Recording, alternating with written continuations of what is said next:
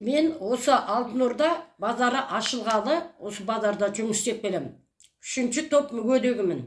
Фамилиям Қалиғазина, Уя Ерғазы қызы.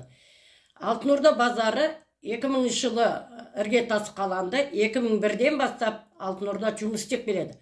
Бұл базарда Әлпейіп Алтынбек Мұқашевич ашқан болатын.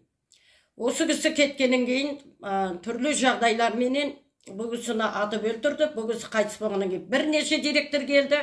Осы Алтынорда базарына ең ақырында біз әйтеу көп болып, халық болып жүріп, Алтынбек марқұмның баласы Әлпейіп Дәнияарға алып бергенбіз. Бірақ Дәнияр халықтың үмітін ақтамады. Осы базарды күштеп алып берген біздерді себепсіз жұмыстан шығарып тастады. Неге?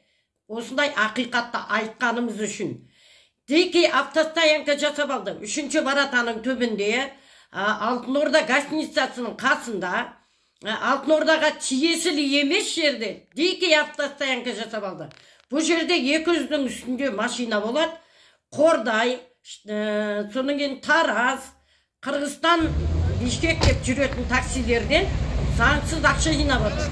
Бұл жерде ақша жинайды Ораз, Бақа деген балалар жинап, Әлпейіп Дәниярдың қалтасына салып беріп отыр. Не үшін Әлпейіп Дәнияр заңсыз бұл таксилерден ақша жинайды? Біз осы жағдайды Қарасайдың прокуратурасына, акиматына, іргелінің акиматына, Қарасайдың әкімдеріне, барлық құзырлы органдардың бәріне жаздық, шағымдандық, бірақ ешқандай нәтиже жоқ.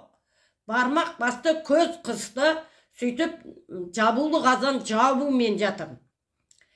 Заңсыз 200 машинаның әр қайсынан 500-ден 1500-ға дейін ақша жинайды. Содан кейін бұл жерде Ақсай өзенінің маңайының бәрі былыққан кір, былыққан мусор, өзенге дейін тұтайды. Жолдың бойына сатылатын нелерді, тұқымдарды қойып қойды. Гүлдің тұқымдары, жеміс жидектердің тұқымдарын өзеннің жағасына қойғызып, үстінен бекет деген контролер шапқа алып, 250 мыңнан 200 мыңға дейін шапқа алып, осылай заңсыз өзеннің бойына қойып сатқызып жатыр.